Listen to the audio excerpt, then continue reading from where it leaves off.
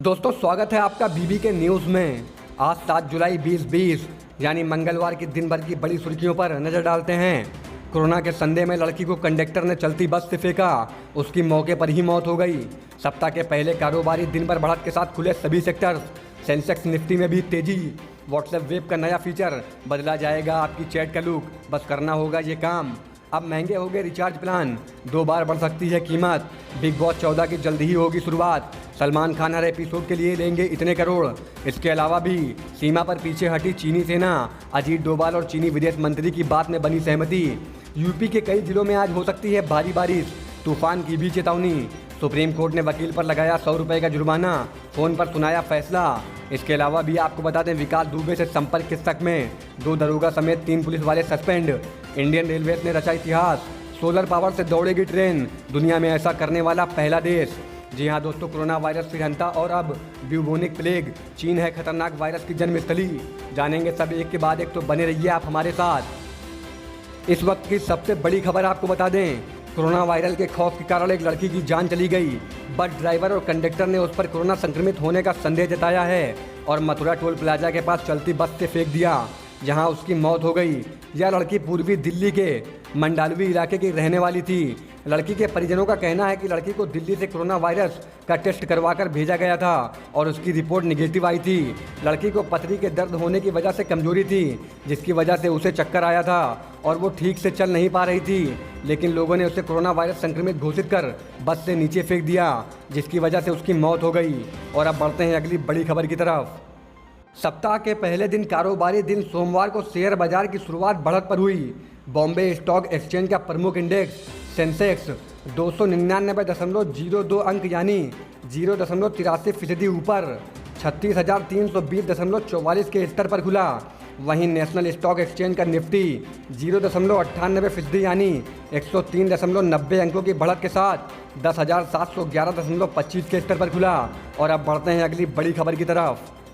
जी हाँ दोस्तों, व्हाट्सएप भारत समेत दुनिया भर में काफ़ी लोकप्रिय ऐप है। भारत में कंपनी के 40 करोड़ से ज़्यादा यूजर्स हैं। व्हाट्सएप के भारत में पॉपुलर होने का एक बड़ा कारण यह भी है कि इसके फीचर्स काफ़ी सिंपल हैं और इसके फीचर्स एंड्रॉयड और iOS दोनों के लिए सेम हैं। इस ऐप की सबसे खास बात तो यह है कि व्हाट्सएप आए दिन यूजर्स के लिए नए नए फीचर लाता है और अब वह एक नए फीचर पर काम कर रहा है। फेसबुक ने हाल ही में इंस्टेंट मैसेजिंग ऐप व्हाट्सएप के लिए कई खास फीचर्स पेश किए हैं। इनमें से एक व्हाट्सएप वेब के लिए डार्क मोड भी है। डार्क मोड पर पहले से ही मोबाइल वर्जन पर उपलब्ध है और अब इसे डेस्कटॉप के लिए भी लॉन्च कर दिया गया है। और इसी के साथ बढ़ते हैं अगली बड़ी खबर की तरफ। दोस्तों, भारत में करोड़ों एक्टिव स्मार्टफोन यूजर्स हैं और उनके लिए एक बुरी खबर आ रही है। सभी टेलीकॉम कंपनियों के रिचार्ज प्लान एक बार फिर महंगे किए जा सकते हैं। कोरोना वायरस लॉकडाउन के दौरान कंपनियों के सामने अचानक आई चुनौतियों के चलते टैरिफ प्लान महंगे करना अब मजबूरी बन गया है। कंपनियों की ओर से कहा गया है कि अगले 12 से 18 महीने में 2 बार रिचार्ज प्लान महंगे किए जा सकते हैं। EY में emerging market technology, media and entertainment and telecommunications leader Prashant Singhal ने बताया कि टैरिफ मौजूदा हालात में शायद ही महंगे किए जाएं, लेकिन कुछ वक्त बीतने के बाद कंपनियां ऐसा जरूर करेंगी। सिंघल ने कहा कि टैरिफ महंगा करना जरूरी है। और अब बढ़ते हैं अगली बड़ी खबर की तरफ। दोस्तों, आपको बता दें, टीवी की दुनिया का मोस्ट पॉपुलर और most controversial show big boss जल्द ही छोटे पर्दे पर एक बार फिर दस्तक देने जा रहा है। हमेशा की तरह उम्मीद की जा रही है कि इस बार भी शो में नए ट्विस्ट एंड टर्न्स देखने को मिलेंगे और कॉन्सेप्ट में कई सारे बदलाव भी नजर आएंगे। खैर, बिग बॉस शो जितना अपने कंटेंट्स को लेकर सुर्खियों में रहता है, उतना ही सलमान खान की मौजूदगी शो को TRP की लिस्ट में टॉप पर ले जाने में मदद करता है। हमेशा की तरह इस बार भी सलमान खान शो को होस्ट करते नजर आएंगे। जी हाँ दोस्तों, बिग बॉस शो को लेकर अभी कोई ऑफिशियल अनाउंसमेंट तो नहीं हुई है। वहीं इसी बीच खबरें आ रही हैं कि इस सीज़न के लिए होस्ट सलमान खान ने एक बार फिर से अपनी फीस बढ़ा दी है। बताया जा रहा है कि अब सलमान खान हर एपिसोड के लिए करीब 16 करोड़ रुपए फीस लेंगे। बता दें कि बिग बॉस 13 के लिए सलमान खान ने हर एपिसोड के लिए करीब 12 से 14 करोड़ रुपए की फीस ली थी। इसी बीच अगली बड़ी खबर। दोस्तों, लद्दाख में भारत और चीन के बीच विवाद खत्म होने का नाम ही नहीं ले रहा। 3 महीने से जारी इस विवाद में भारत ने ड्रैगन को सामरिक, आर्थिक और कूटनीतिक मोर्चे पर काफ़ी चोट पहुंचाई है। इस बीच चीन को अपनी हरकतों से बाज ना आता देख अब नरेंद्र मोदी सरकार ने राष्ट्रीय सुरक्षा सलाहकार अजीत डोभाल को इस मोर्चे पर लगा सकती है। खबरों के मुताबिक भारत चीन से निपटने की जिम्मेदारी डोभाल को सौंप सकता है। अब देखना होगा कि पाकिस्तान को कई बार अपने प्लानों से पटकनी दे चुके डोभाल अब ड्रैगन को कैसे शांत करेंगे। और अब बढ़ते हैं अगली बड़ी खबर की तरफ।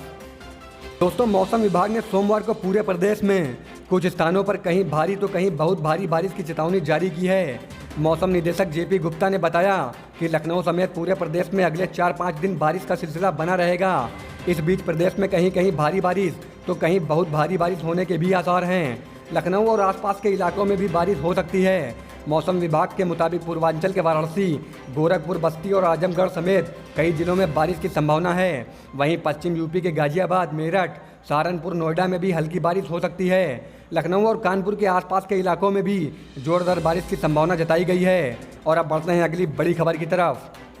जी हाँ दोस्तों, सुप्रीम कोर्ट ने सोमवार को रिपाक कंसल नाम के वकील पर 100 रुपये का जुर्माना लगाया। इस वकील ने सुप्रीम कोर्ट पर भेदभाव का आरोप लगाया था। कंसल ने याचिका दाखिल कर कहा था कि सुप्रीम कोर्ट की रजिस्ट्री छोटे छोटे वकीलों के साथ भेदभाव करती है। उनका आरोप था कि बड़े वकीलों के मामलों को फौरन सुनवाई के लिए लिस्ट कर दिया जाता है, लेकिन छोटे छोटे वकीलों का मुकदमा सुनवाई के लिए देर से आता है। इस बीच अगली बड़ी खबर। दोस्तों, आपको बता दें, उत्तर प्रदेश के कानपुर स्थित चौबेपुर थाना क्षेत्र के बिकरू गांव में एक सीओ समेत 8 पुलिसकर्मियों की शहादत के मामले में अब कानपुर एसएसपी ने 2 दरोगाओं समेत 3 पुलिस वालों को सस्पेंड कर दिया है। दरअसल इस मामले में यह पता चला है कि थाने के ही कुछ लोगों ने मुखबरी की थी, जिसके बाद गैंगस्टर विकास दुबे ने अपनी असलाहधारी के साथ घात लगाकर पुलिस टीम पर हमला किया था। इस मामले में पूरे थाने पर ही शक जताया जा रहा है। हालांकि कानपुर एसएसपी दिनेश कुमार पी ने इन 2 दरोगाओं और एक सिपाही को सस्पेंड करने की वजह जांच में लापरवाही बताई है। इस बीच अगली बड़ी खबर। इंडियन रेलवे के ट्रैक पर अब सोलर पावर की बिजली से ट्रेनें दौड़ेंगी। भारतीय रेलवे ने इसके लिए तैयारी पूरी कर ली है।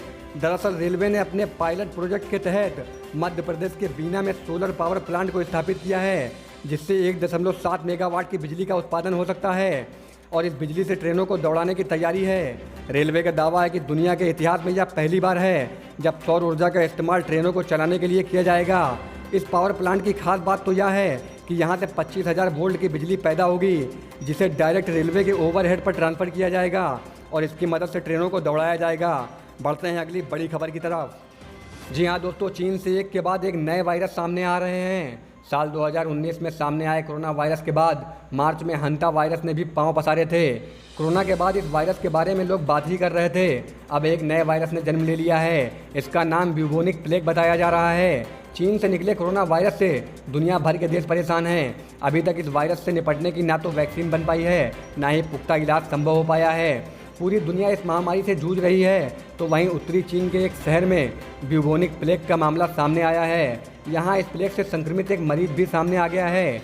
चीन के सरकारी पीपल्स डेली ऑनलाइन की एक रिपोर्ट के मुताबिक बयन्नुर शहर में ब्यूबोनिक प्लेग को लेकर रविवार को एक चेतावनी जारी की गई है, जिससे एक दिन बाद अस्पताल ने संदिग्ध ब्यूबोनिक प्लेग का मामला दर्ज किया। बयन्नुर में ब्यूबोनिक प्लेग की रोकथाम और नियंत्रण के लिए लेवल 3 की चेतावनी जारी की गई है। बढ़ते हैं अगली बड़ी खबर की तरफ। महामारी के दौर में रविवार को आई एक और बुरी खबर ये है कि भारत अब दुनिया भर में कोविड-19 से तीसरा सबसे ज़्यादा प्रभावित देश बन गया है।